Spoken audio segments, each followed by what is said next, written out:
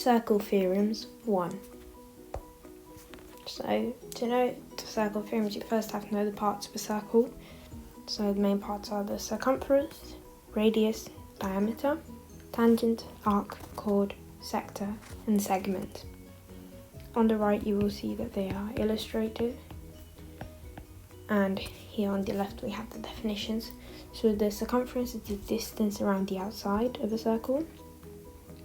The radius is the line from center of a circle to the edge. And just so you know, the circle center is the same distance from all points on the edge. Then the diameter is a line from one side of a circle to the other through the center. So it's basically 2 times the radius. Then we have the tangent, which is a straight line that just touches the circle. The arc, which is a part of the circumference, here, as you can see. And then a chord, which is a line between 2 points on the edge of a circle. And finally we have a sector, which is an area of a circle, and it kind of looks like a pizza slice. And it's made up of 2 radii and an arc. And a segment, which is an area of a circle between an arc and a chord. Okay, so now that we know these, we can start the circle theorems. So, rule 1. A triangle formed by 2 radii is isosceles. So here it is depicted. And, well, how can we prove this? Well, we know that all radii are the same length, or they're equal. So if 2 sides of a triangle are radii, which they are here, then we know they're the same length. And what does that make the triangle? Isosceles. Because when you have a triangle with 2 sides being the same, that's an isosceles triangle. Okay? And when you have an isosceles triangle, the bottom 2 angles are also the same. So you can see that here. Then, rule 2. A tangent to a circle makes a right angle with the radius at that point. So this might be a little trickier to get your head around, but you can try and do it yourself and draw some circles and some tangents and see. But yeah, basically because the tangent touches the circle at one point and it just is a straight line, not a curved line, then a straight line has 180 degrees. So a straight line has 180 degrees, and basically what the radius does is it cuts that in half because it's perpendicular to it, and perpendicular lines give 90-degree angles. So that's rule 2.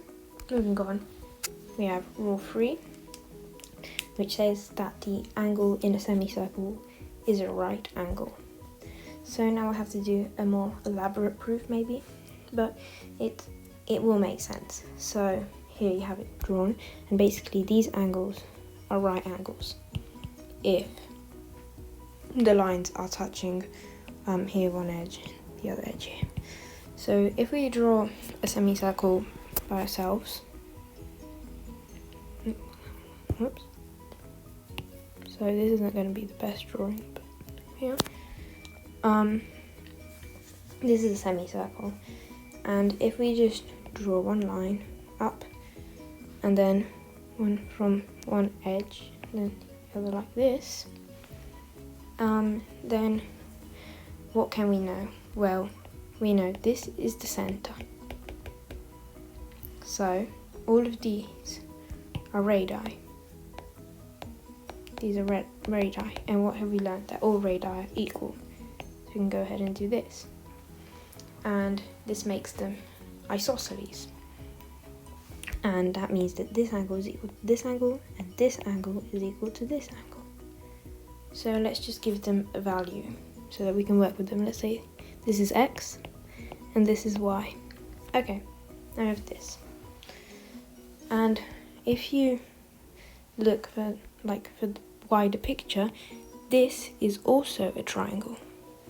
And we have all of the angles in it. We have x, we have y, and we have this top angle, which is x plus y. And we know that all the angles in a triangle are 180. So now if we solve this, we get 2x plus 2y equals 180. So x plus y equals 90. And that is the angle up here. So it matches with that. Okay, so that's the third rule, with this being the proof. And finally, the last rule that we're going to do in this video is rule 4. And this states that a diameter bisects a chord at right angles. So bisecting a chord just means that it is splitting it exactly in half, so that we're left with this line and this line being equal. And any chord which is a perpendicular bisector of another chord must be a diameter. So we know that this is a diameter.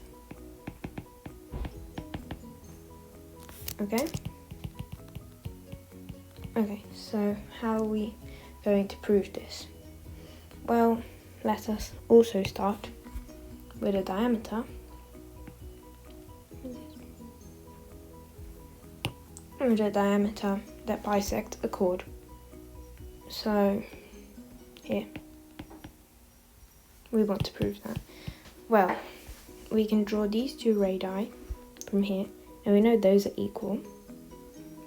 So, now, what are we left with? Well, we're left with an isosceles triangle. Okay, so if we label this A, this B, this C, and this D, we're also left with two triangles. We have triangle ABC and triangle ADC.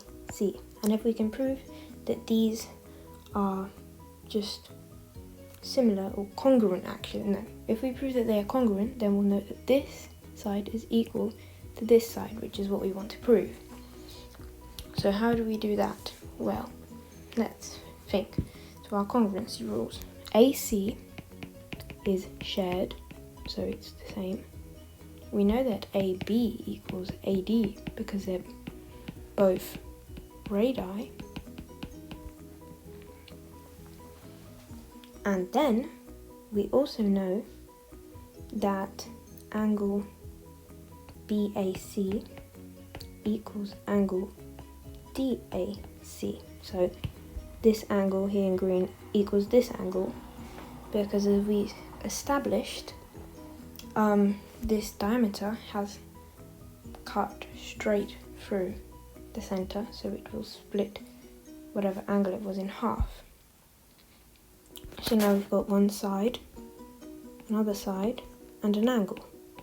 So this is the congruency rule SAS. I will do a video on congruency rules another time. But now that we have this congruency rule, what does that mean? Well, that means that ABC equals ADC. And that means that all angles and all sides are the same. So BC equals CD, which is what we wanted to prove. That a diameter bisects a chord at right angles. Okay. Oh, and also it's a right angle here because they lie on a straight line, and we've established that they're equal. So 180 divided by 2 is 90. Okay, so now I'm going to go over some little example questions using these rules. So we have example 1 and 2. If you want, you can pause the video now and try and go through this on your own. And now I'm going to go through it. So, the first one. Well, what can we see? We have a straight line here.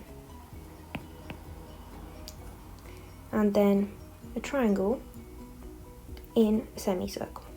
Okay. So, first of all, let's just find this angle. So it's on a straight line, and we already have one angle, and we know that angles on a straight line add up to 180. So this angle here will be 180 take away 132, which is 48. So let's write that down. 48. Okay, so now to find k, we just need to find out this angle. And now we can use our third rule to figure this one out, which states that angles in a semicircle, the angle in a semicircle is a right angle. And remember that we proved this rule here, and we know that this angle over here must be 90 degrees. So we can write that down. So now we've got two angles and one unknown, and we know that the angles in a triangle add up to 180 degrees. We have k plus 90 plus 48 equals 180. 90 plus 48 is 128. So if we take away 128 from both sides, we are left with k being equal to 52. Okay, so that's the first one. Okay, now for number 2. What we have here is we have the diameter, we have a chord, and we know that these are equal, okay, and that they are right angles using rule 4. Another thing that we can figure out is that this angle here is split into so what we're going to have is 17 plus 17, so this would be 17 and this would be 17.